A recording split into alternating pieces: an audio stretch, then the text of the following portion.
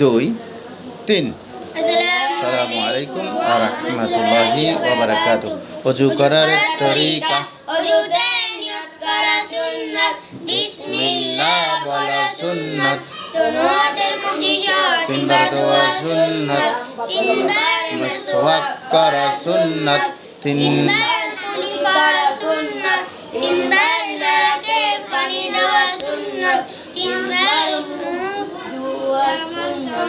সমস্ত মুখ তিনবার দোয়া সুন্নাত, ডান হাতের কবজি সহ তিনবার দোয়া সুন্নাত, বাম হাতের কবজি সহ তিনবার দোয়া সুন্নাত, দোনো হাতের আঙ্গুলি খিলাল করা সুন্নাত।